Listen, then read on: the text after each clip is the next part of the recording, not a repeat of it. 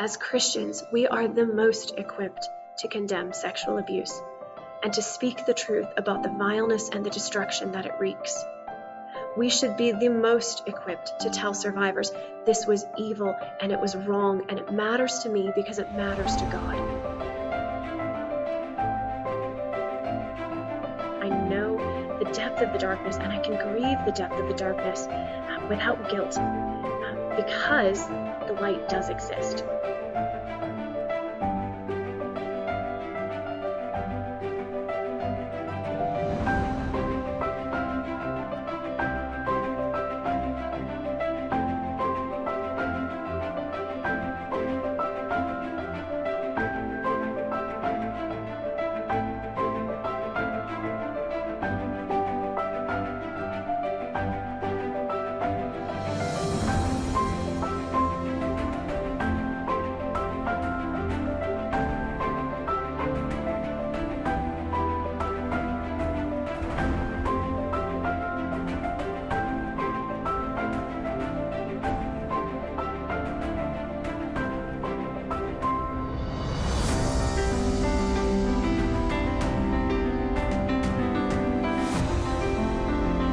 Thank you everyone for joining us tonight, and we are just really excited for this opportunity to hear Rachael Denhollander tonight. After Rachael gets done with her conversation, we'll have a period of time for Rachael to answer some questions. So please feel free to use the Q&A button at the bottom of your screen to place those questions. We may not be able to get to all of them, but we'll do our best to get to as many as we can. Please note that as you put those questions in there, you do have the option of posting those questions anonymously. As you post questions, please do not use any identifying information. We also have a chat feature. Please feel free to use that chat feature to interact with each other as Rachael is talking. As you do that, again, please remember to not use any identifying information about other people. That would be great. And then please keep all comments and questions respectful and safe. We'll be keeping an eye on chat just so you are aware and can be confident in that we'll be helping to keep that a safe place for tonight. Before Rachael gets started, just a quick introduction. My name is Pete. I'm the Executive Director of Grace. Grace works with Christian faith communities to equip them to better recognize, prevent, and respond to abuse, to try and help our faith communities to be safe places, to instill the hope, and to bring that hope to fruition that our churches are safe, and that when abuse has occurred, whether that is abuse that has occurred within the church or that has occurred and impacts people within the church, that our churches know how to respond, know how to care for those who have been impacted, know how to work towards justice. As we do this work at Grace, we often encounter churches that might be struggling, churches that don't have a significant operating budget, churches that are small in size, churches that are in distressed communities. And often they struggle to be able to access services like Grace might be able to provide with training or consultation. And that's why we are engaged in the Every Church Empowered campaign right now. And Rachael is joining us to help us as we try and raise money to have a scholarship fund for churches that are in just that situation, whether they're churches that are in a distressed community, churches that for whatever reason just don't have the resources. We want to be able to make these services available to them and more accessible.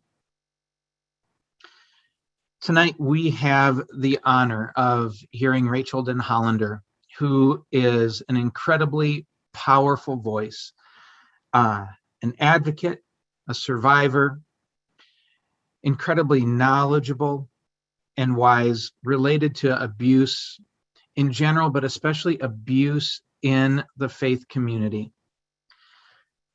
Please join me in welcoming Rachael. Rachael, thank you so much for joining us tonight. Yeah, it is such a privilege to be here. I have really been looking forward to it. I am so grateful for the work of Grace and the heart cry of everyone involved to love well and to demonstrate Christ's heart for the suffering in their training and in their crisis response. So it is an absolute privilege to be able to participate in their work. My goal for this evening is really twofold. First, I want to equip all of us with a basic understanding of the scope of the problem facing our culture, especially in our churches and ministries. And I also want to look at how our approach and response should be shaped by a Christian worldview. And then, like Pete mentioned, following this, we'll have a question and answer time where we can delve deeply into these issues. But I really want to start by examining the framework tonight, because the reality is this: ideas drive actions and policy. If our ideas are wrong, often our policy and our actions are too. And ideas motivate. The best policy in the world is only as good as our heart motivation to see it through. So before we can get to the what do, I want to look at the why. And understanding these two aspects is absolutely foundational to understanding the work that Grace does and why supporting that work is a vital step in creating a truly godly response to abuse in a Christian environment. And the first thing we really have to wrestle with and comprehend is just how deep this problem is. This is a mainline cultural reality. It is not a side issue. It is not a fringe problem. We know statistically over approximately 25% of girls will suffer sexual assault during their childhood, and many experts believe this number is higher. And while men suffer sexual assault at slightly lower rates, experts still estimate at least 1 in 6 boys will be abused as children. And again, that these numbers are undercounted. And for women, the numbers actually increase a little bit during the college years. Over 25% of women will suffer sexual assault during their college years. And while statistics reduce a little bit with age, even abuse of our most elderly population is taking place at a rate we have yet to comprehend and grapple with. Perhaps most tellingly, experts believe that all of these age brackets are undercounted. And as Christians, we have to wrestle with the reality that this is an incredibly deep problem in Christendom.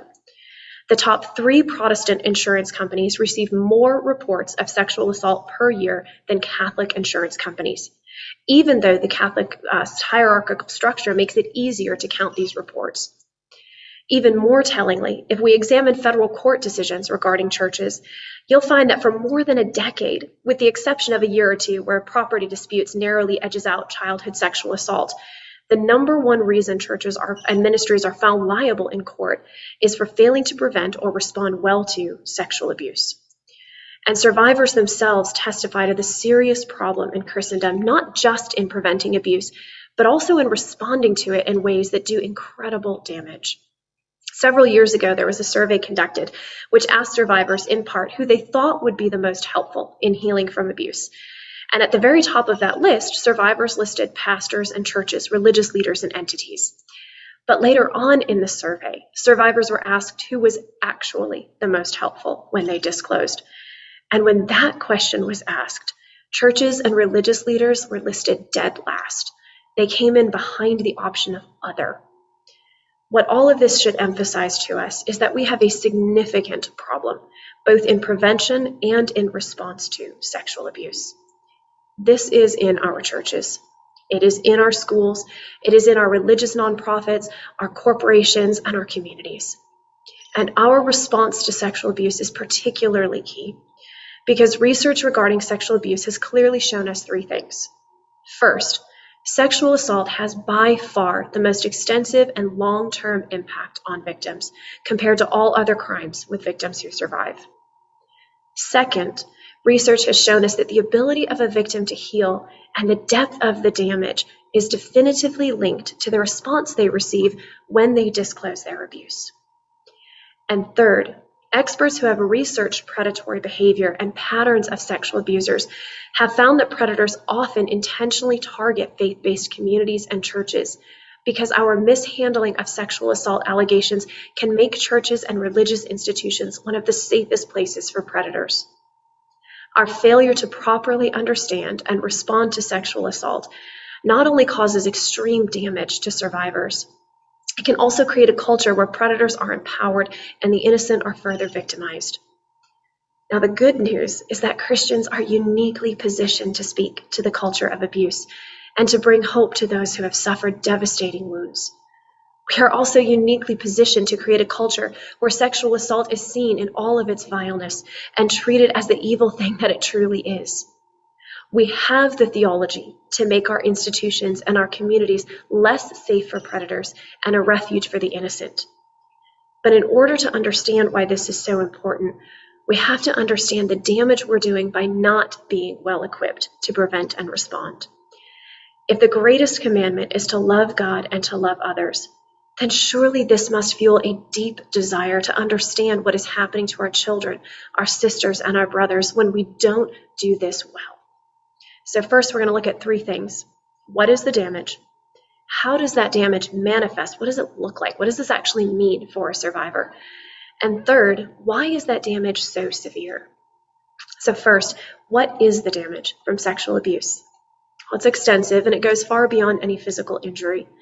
Compared to peers who may have experienced trauma other than sexual assault victims are 3 times more likely to suffer from depression, 6 times more likely to suffer from post-traumatic stress disorder. In fact, the only category in our country of victims who outpace sexual assault survivors in PTSD symptoms are combat veterans. Sexual assault survivors are 13 times more likely to abuse alcohol, 26 times more likely to abuse drugs, and 4 times more likely to contemplate or attempt suicide. Out of every crime committed on a living victim, sexual assault has more harmful psychological effects than any other crime. So what does this look like? How does this damage manifest? Well, the answer to this question will be different for every individual, but there are some common threads we need to be aware of. First, every survivor feels a deep sense of shame and guilt, often feeling the need to be punished. This might further manifest in suicidal thoughts or self-harming behaviors like cutting or intentionally destructive and risk-taking behaviors. A significant part of this dynamic is an attempt of the victim to regain control. Many times victims will take partial or total blame for the abuse they have suffered because at some level it feels like if you can just find something you can do better or different the next time, maybe you can make yourself safe. And since society often also illegitimately places blame on victims, especially in religious institutions, this is a struggle every survivor will face. A natural outworking of this guilt is the belief that they are dirty and need to be punished. This might look like engaging in further sexually abusive relationships or some level of sexual manifestation. This can range from struggling with pornography, often though not always violent pornography, to living in a perpetual cycle of abusive relationships, to working in the adult sex industry. Nearly every sexual assault victim will struggle at some level with the sexual manifestation of the damage. And this often stems from 2 lies survivors believe.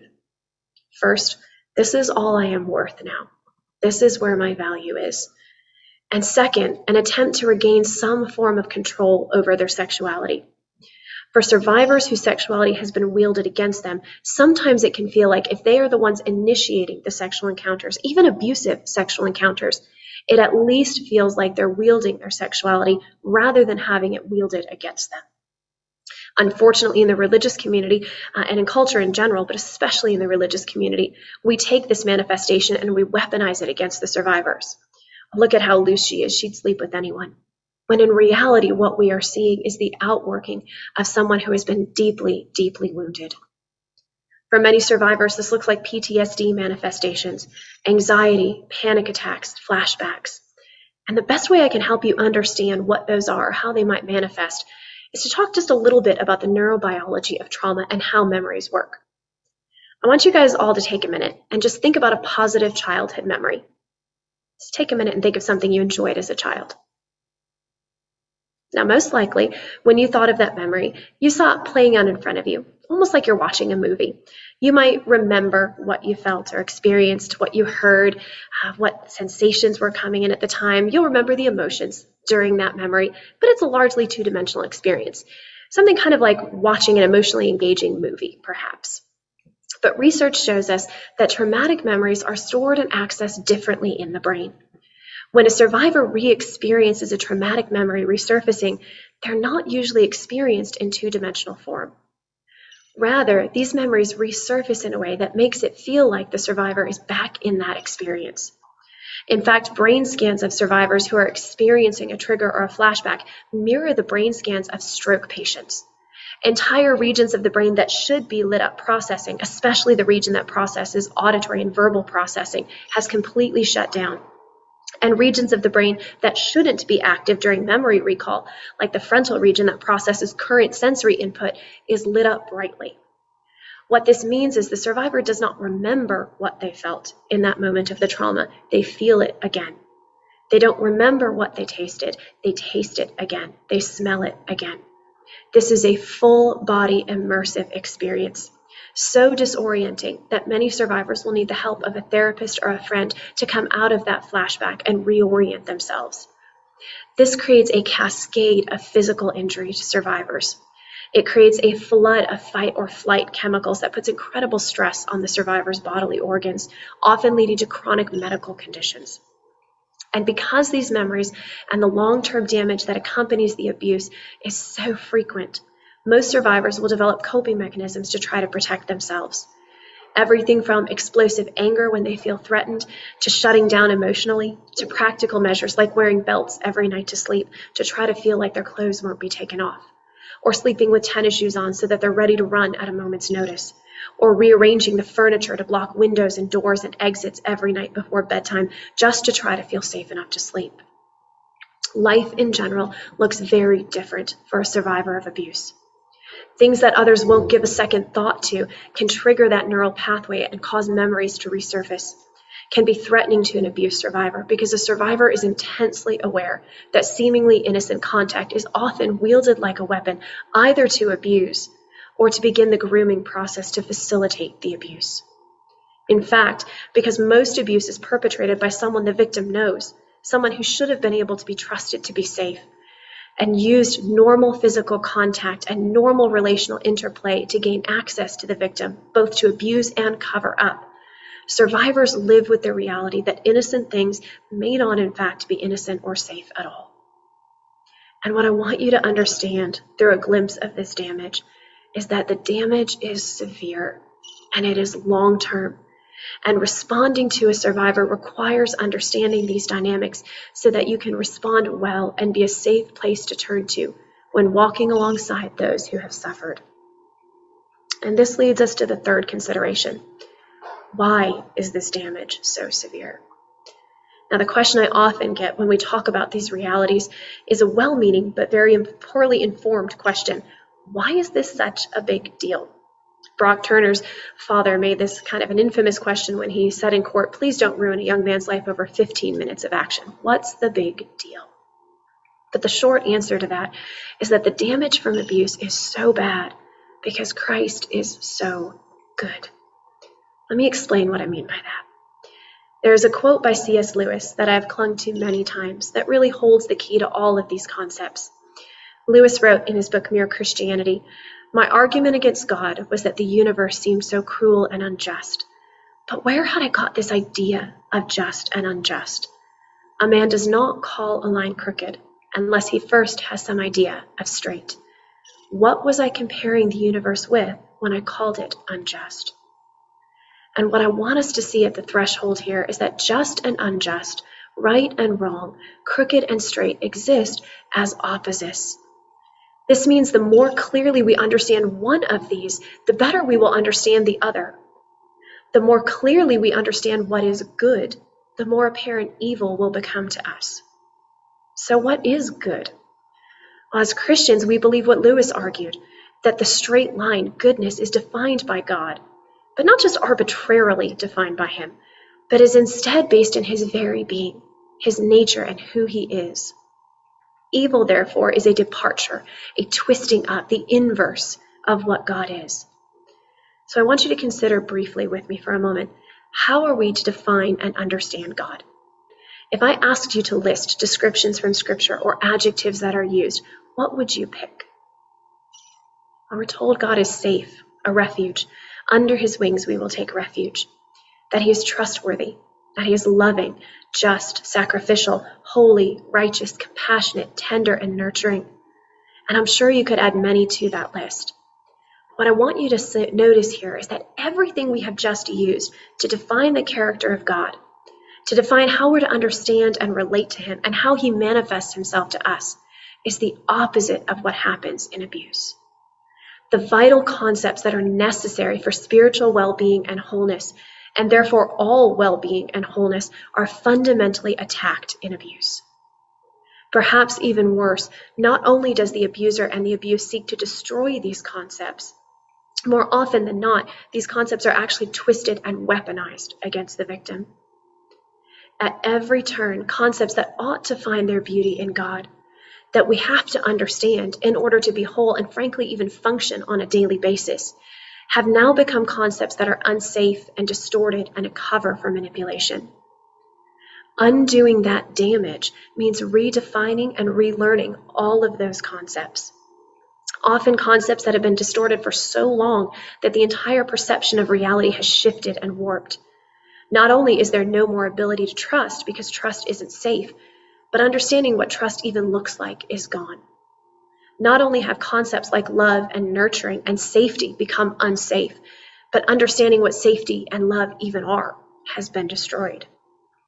And when individuals and institutions, especially Christian institutions, do not respond to abuse in a way that accurately affirms the depth of the evil and pursues what is right and just and good, we further twist that message.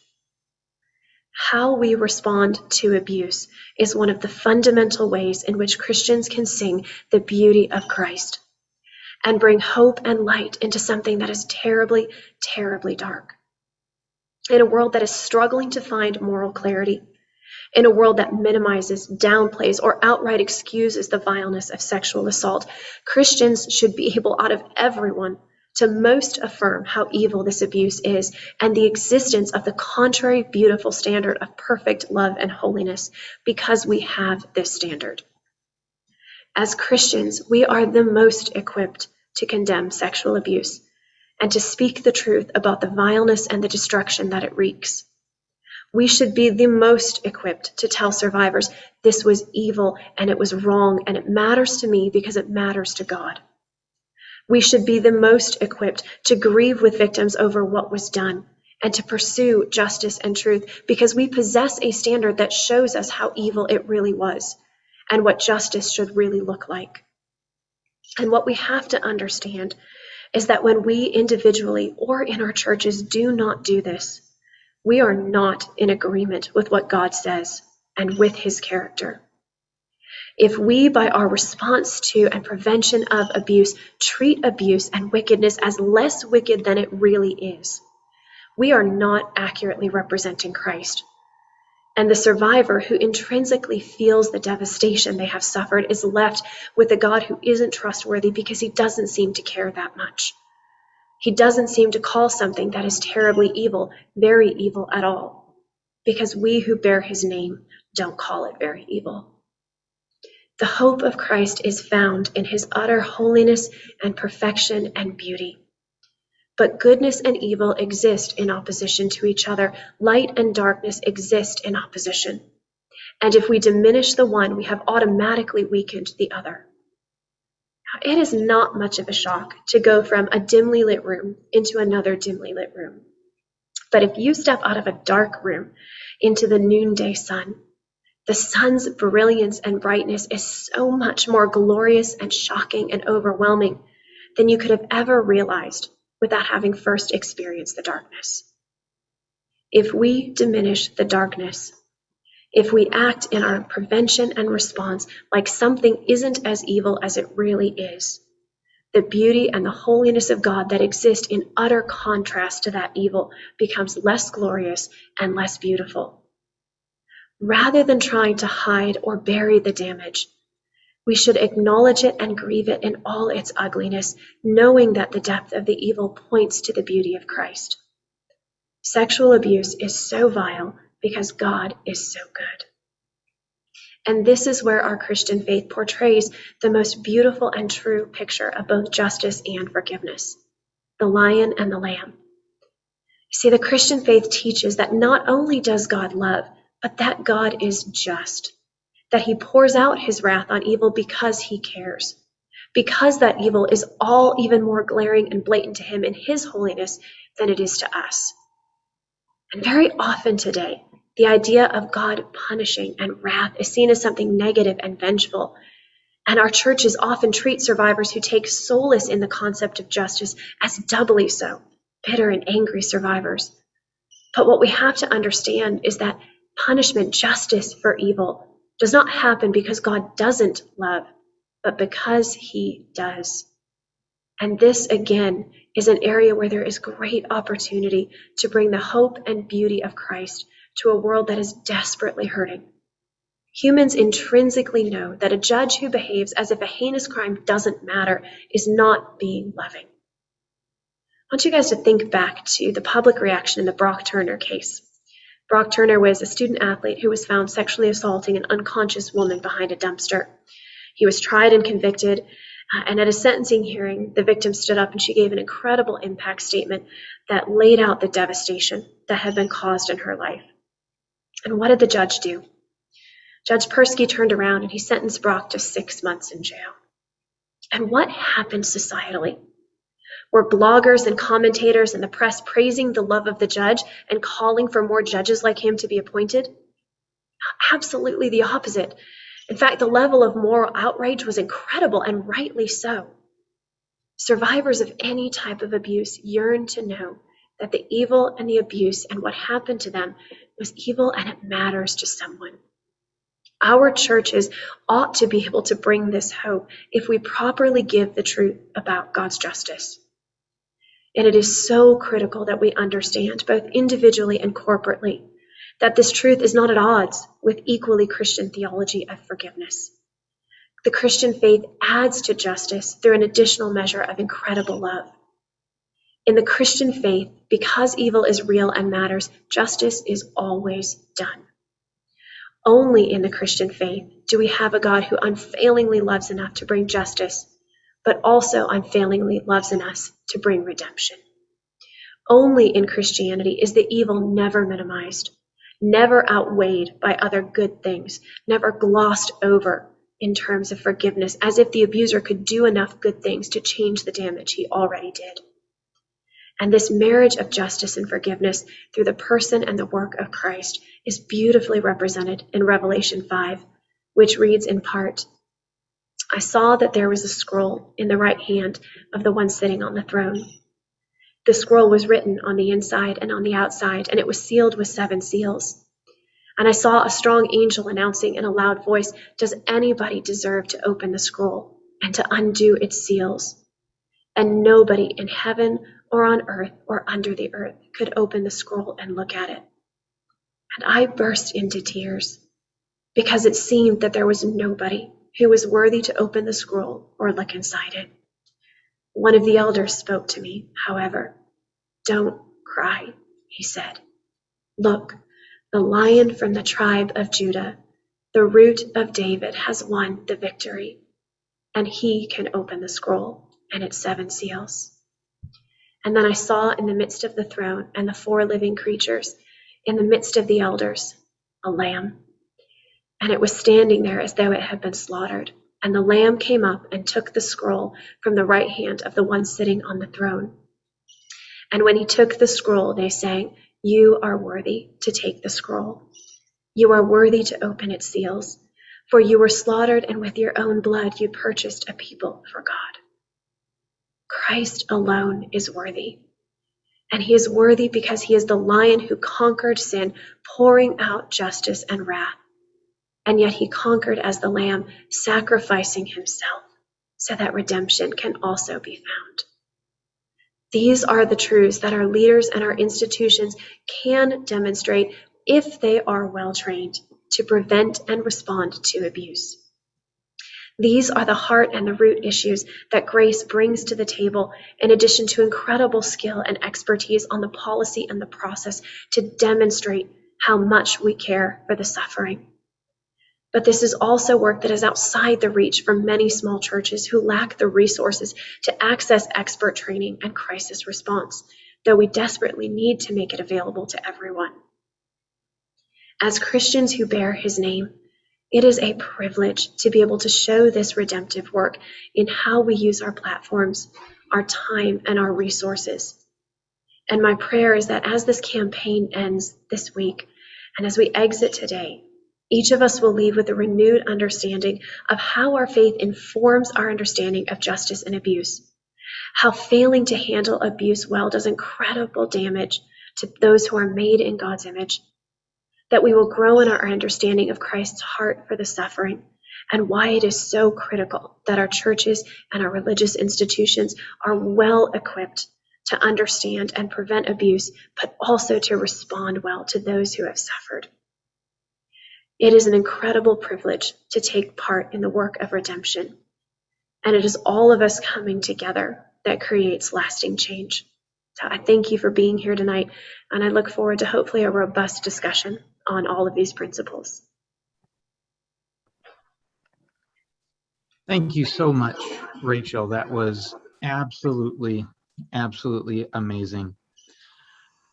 Before we get into the Q&A session, Boz Chividjian, who many of you know, he's the founder of Grace, and really an incredible friend and inspiration to me, is going to talk a little bit more about the Every Church Empowered campaign. Thank you, Pete, and thank you, Rachel. Greetings to everybody. It's amazing to be a part of this event. I think there are hundreds of people. In fact, I know that there are hundreds of people participating from all over the country. I think Rachel's in Kentucky. Pete is in Minnesota, where it's, I think it started to get in the freezing degrees probably 6 months ago. And I am in Florida, where I'm sitting outside, at least for the time being.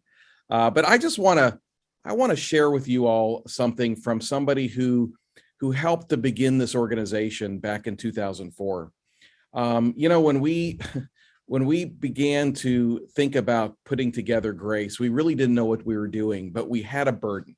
We had a burden that came from experience, life experience. For me, it came as a prosecutor. It came as a result of me seeing case after case after case of children being victimized in homes, outside of homes, in churches. But the consistency that I saw so often in my cases as a prosecutor was how many times a church was connected to a case, and how many times the church blew it, sometimes intentionally and sometimes out of sheer ignorance.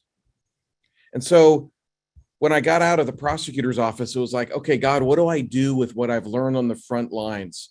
Because I grew up in the church. I thought the church was supposed to be the safe place. Why are people fleeing from the church? And I thought, man, what if we could bring together a group of multidisciplined experts who all have an expertise in this issue and who all love Jesus and who are all similarly burdened about the church, but more importantly, burdened about the victims and those who've been victimized inside the church. And so we started Grace in 2004. Didn't know exactly what we were going to do, but God did. And here we are, 2021, and we are still rolling, and we are still pressing forward into dark places. And yes, it is an incredible joy and comfort to get emails and notes from people around the country who, because of the work of the Grace team, have found hope, have found that maybe not all Christians are crazy, that people do care, and that their voice matters. I want to share some statistics with you. Do you know that 90% of churches in the United States today have 350 people or less? And 50% of churches in the United States have 75 people or less. See, we spend a lot of time talking about mega churches and large churches, and that's important. But the vast majority of children, the vast majority of vulnerable people, the vast majority of survivors who are in churches are attending small churches. And oftentimes it's those churches that don't have the resources that are needed to get training, to get educated. And let me tell you something, all children matter. All vulnerable people matter. All survivors matter. I don't care what the size of the church. And it's our hope and our mission of Grace not to overlook anybody, The child in a church of 35 people has as much right to be kept safe and loved and to see his community as a refuge than the child in a church of 5,000 people. So here we are in this world where we've got so many small churches who oftentimes don't have the resources to ask an organization like Grace to come in and to help them educate leadership and educate and equip the congregation and the community. But interestingly enough, I've never seen a time since I've been associated with Grace where we have received more inquiries from churches and organizations asking for help. I remember back in the early 2000s, we were sort of wondering like, okay, is anybody going to call us? And we would sort of sit around waiting for a call because most churches back then, sadly, didn't realize that they even needed help. And here we are in 2021, and the floodgates have opened. And my hope and prayer for our team has always been, I don't ever want to turn a church down. For years, we were hoping churches would turn for help. And now many of them are. And I don't want to turn them down because the kids in those churches, the vulnerable people in those churches, the survivors in those churches, especially those small churches, they deserve to be in a place that's safe. And so here we are where we've got this issue. We've got tons of churches asking us for help, many of them who can't afford it. And then we've got a team. We've got an amazing team, an unbelievable team. But the team's too small. The need is too big and the team is too small. We have to grow the Grace team, not just because we want to grow an organization. That's the last thing that we care about. We want to grow the team because the need is so significant.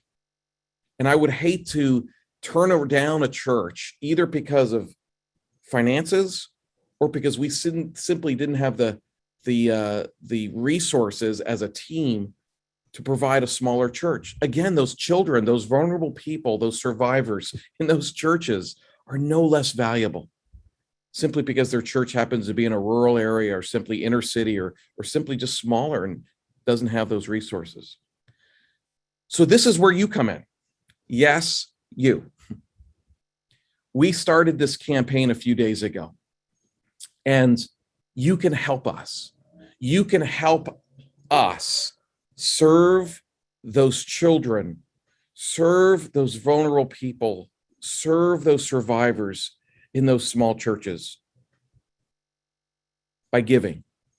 We hate talking about money. I hate talking about money. I grew up in the church where it seemed like more time was talked about money than about Jesus.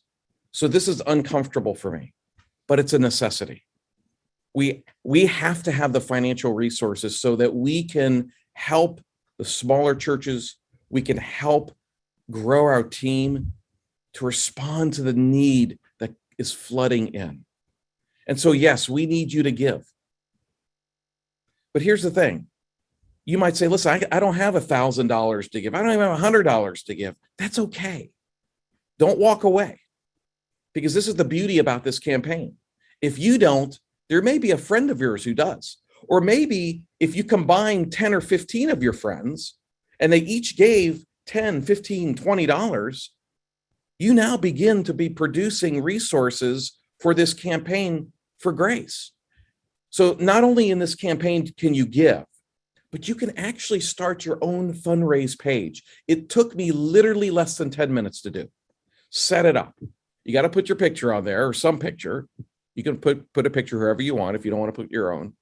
And then put a goal. And then what you do is you use your social media, whether it's Facebook for us old people or Instagram for the younger, more hip people, or I guess it's now Snapchat.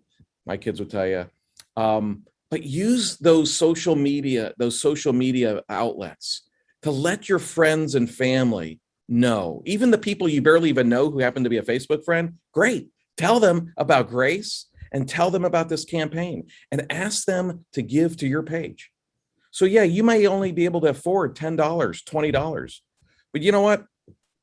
The people out there who know you, the people out there who love you, who see that you are invested in such an important mission will give.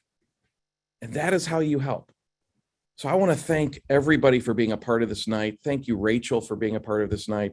But mostly, I want to thank those who are here in attendance for listening, taking what she says, taking it back to your church communities, helping empowering your leaders, educating your leaders to see the value and importance of this issue, but not just to understand the importance of this issue, but to want to be taught. We need more humble, teachable leaders. And in doing that, let me just say on top of that, don't just come here and listen and go back. That's really important. But we want you to listen and go back and get online tonight and give to Grace, and to even start your own fundraise page and send that out to your friends and family. And let's raise the needed money this time. Not for us, not for our benefit, but for those who we serve. Thank you so much. Thanks, Boz. Now I think is the point that a lot of people have really been looking forward to, some Q&A with Rachael. Thank you so much, everyone, for participating so much in the chat section, in the Q&A section. Tons and tons of questions coming in. We're not going to be able to get to all of them, I'm afraid, but we'll try and hit some of the key ones, some of the themes that seem to be present. Rachael, this first one might actually be a little bit of a quick answer. Somebody asked, can you give the reference for the research that found that church leaders were the least helpful to victims of abuse? Could you repeat where you got that information? Yeah, so it came from a study that was done around 7-8 years ago. I don't have the pin site on me right now, but I can try to forward that to you, Pete, and then you can get it out if there's a way to do that. Perfect. Absolutely. Perfect. Thank you. So if you want that information, if you could send us an email, anyone who's listening who wants that citation, send us an email at info@netgrace.org. And then once Rachael gives us that information, we can email that right back out to you. So thanks, Rachael. Another question that came in. Rachael, what is one thing you want pastors who are advocates for survivors to know or to do better? I think the first thing in terms of knowing it, if a pastor's already at the point where he's being an effective advocate for survivors, what I want you to know first and foremost is how much that matters and how integral that is to a survivor's healing process, to have somebody that can speak truth to the lies that you're hearing in your own head, that can validate what you have been through, that can fight for you and fight alongside you. That is incredibly redemptive work. And I know it is exhausting work because the healing process is so long and there is so much darkness. But for those of you pastors who are engaged in that work, thank you. It is incredibly redemptive work, and it makes a very powerful difference in the life of a survivor. In terms of what I would love to see pastors doing better, I think one of the root issues is humility to learn. Now, oftentimes pastors are told, even in how we understand the idea of the inerrancy of Scripture, pastors are told, you are the one who's the shepherd of this church, and the Bible is sufficient for everything you need, and you're equipped to handle all these things. And that creates incredible pressure on the pastor, first and foremost, to feel like if he doesn't handle all of these things, if he goes to any kind of outside experts or outside help, that he's failed his congregation. That's not true. That's why God has given us the body of Christ. That's why he has equipped attorneys and therapists and social workers and equips his body with all kinds of different skill sets so that we can minister together. But being able to recognize that you need to learn on these issues and to seek good help and good training, that humility and that intentionality in becoming trained so you can be an effective advocate is really the foundational step to everything. Wow, that's powerful. Yeah, Paul writes, the one who thinks they know does not know what they need to know. We need to learn from each other. We need to rely on each other. That's powerful. Rachael, what do you think, if you had to pick one or two things, the most key and important and central things about preventing abuse in our churches and faith communities? Yeah, I get asked this question all the time. And most of the time when people ask it, they're thinking policy. Like, what's the most important policy I can implement? Now, policy is really, really important because it gives you a structure, it gives you framework, it gives you bright line tests for being able to identify when behavior is across that line. So policy is important, but it's actually not the most important thing. The most important thing you can do is how you message on the issue of abuse. How do you talk about it?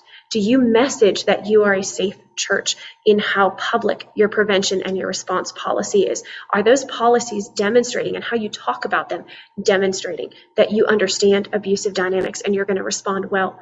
Is how you preach about issues of abuse and issues that are tangentially related to abuse. Oftentimes pastors unintentionally do significant harm in how they preach about, say, the doctrine of forgiveness, or how they preach about the issue of divorce, or how a healthy marriage should look. They unintentionally do significant damage because the way they preach on abuse or issues related to abuse signals, I don't understand abusive dynamics, which tells the survivor this is not a safe place to speak up. That in turn tells the perpetrator, who is a very skilled manipulator and is intentionally seeking communities that don't understand abusive dynamics, that tells the perpetrator, this is a place I can be safe. This is a place that is not going to see those red flags.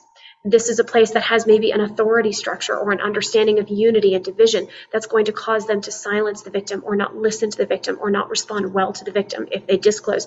The perpetrator knows this is a safe place for me. How you message on the issue of abuse is the most critical thing you can do, because that's what tells survivors whether or not they're safe to speak up. And it's also what signals to perpetrators whether or not they're safe to pray in your midst. So and that has an incredible impact on the prevention. Wow. Yeah, that's super powerful. I think a couple of key opportunities for churches to engage in that. Every October, we've missed it this year, but next year, is Children's Sabbath through the Children's Defense Fund.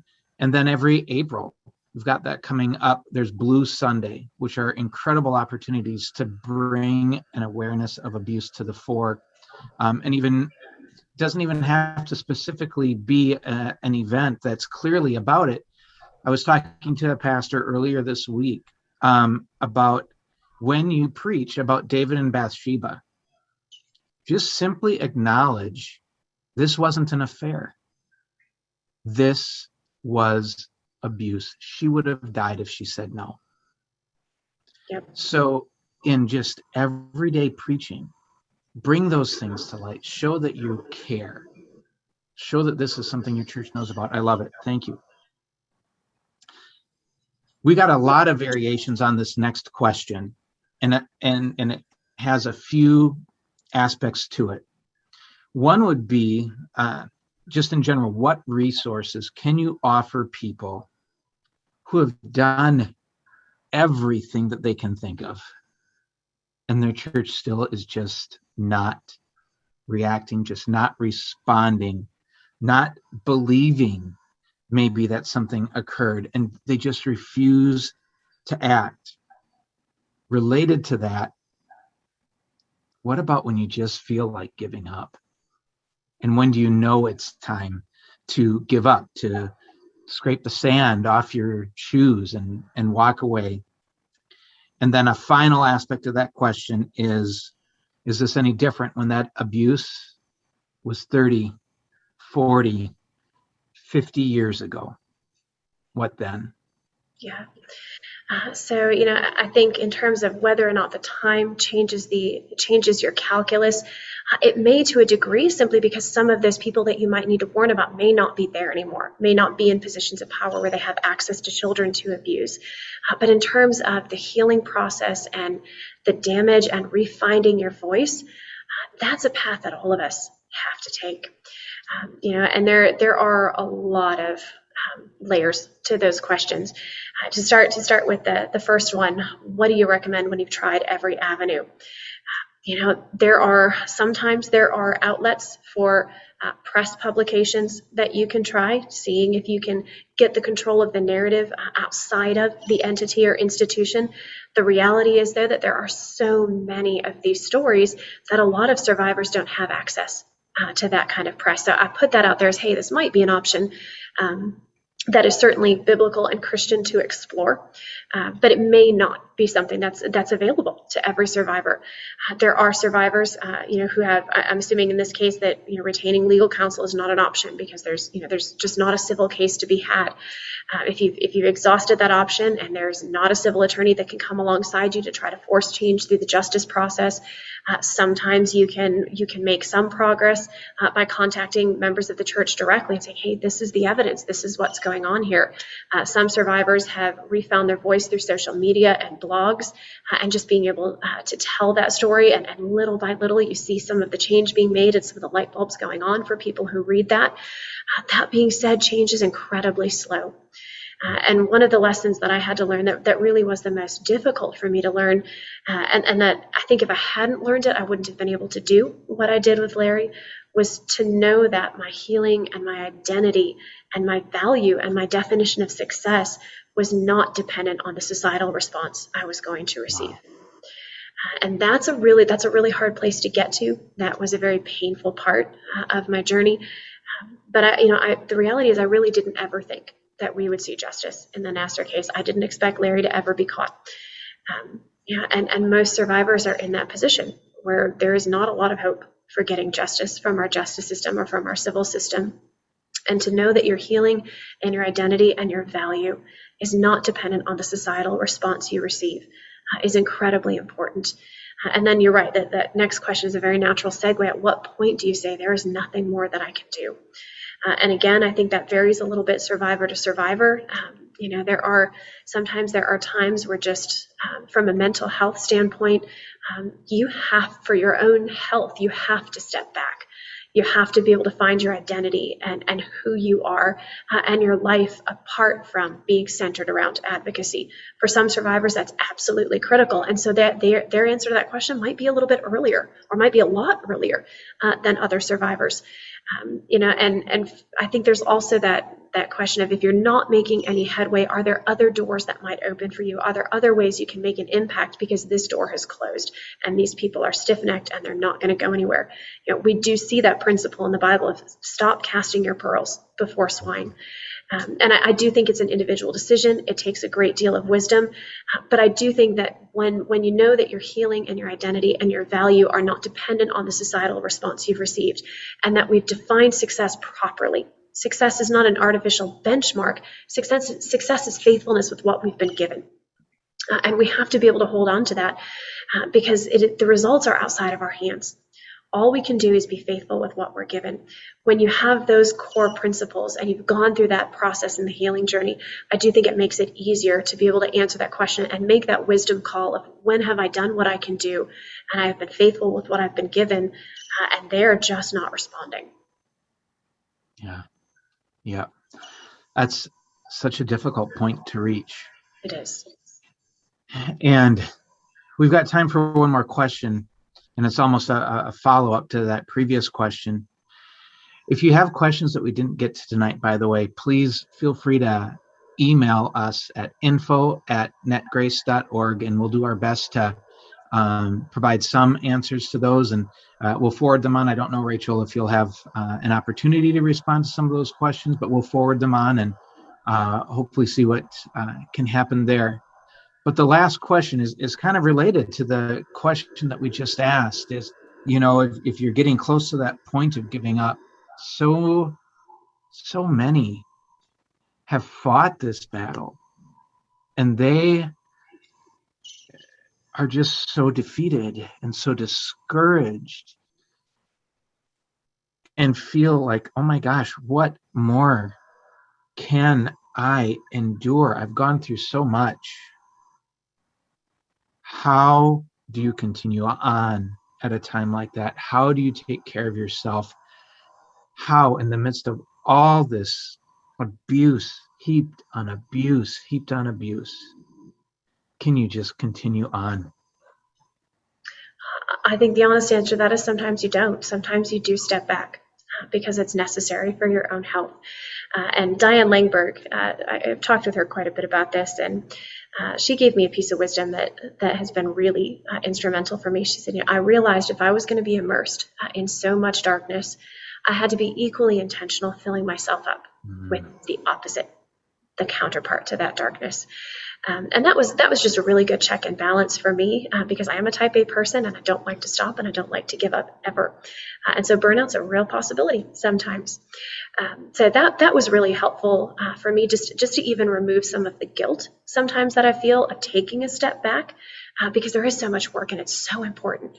But I think a couple other components to that are, again, knowing that your healing and your value and your identity is not dependent on the response that you receive. That frees you to be faithful with what you're given, but not to be crushed by the responses that you receive. To know that success is defined as faithfulness, not defined as an artificial benchmark. Because again, you can just be crushed by that reality of how overwhelming the work is and how much there is to do. So properly defining all of those things and knowing your value and your identity and your healing apart from advocacy is really important.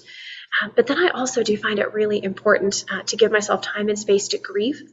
And kind of anchoring in that C.S. Lewis quote, I know the depth of the darkness and I can grieve the depth of the darkness without guilt, because the light does exist, and making intentional choices to let myself grieve, but also to look for the good and the beautiful. And then in addition to that, being able to take joy in the microcosms of success, and a lot of times we don't get to see the long-term impact of our work. We might see a little thread here and a little thread there. And to be able to just rejoice in those small victories has been really important for me. And survivors should be able to do that. They should be given the freedom to say, that here's a spot where an impact was made. Here's someone who heard my voice. Because those are triumphs, those are successes, and it's those little changes that come together to create the cumulative change. And so all of those things have been really important for me. Wow, that's powerful. That's powerful. Rachael, I want to just echo what so many people said in the Q&A and in the chat. Thank you. The encouragement you bring, the sense of hope, the belief that this is actually making a difference and that we can do better. It's so meaningful, it's so powerful, and it is an encouragement to be able to continue on. Thank you so much again for tonight, for joining us. I cannot tell you how much we've appreciated it. And thank you everyone who joined us tonight. Please do consider donating and helping us as we continue on the Every Church Empowered campaign. And have a wonderful rest of your evening. Thank you so much. Thanks, everyone. Bye. Bye.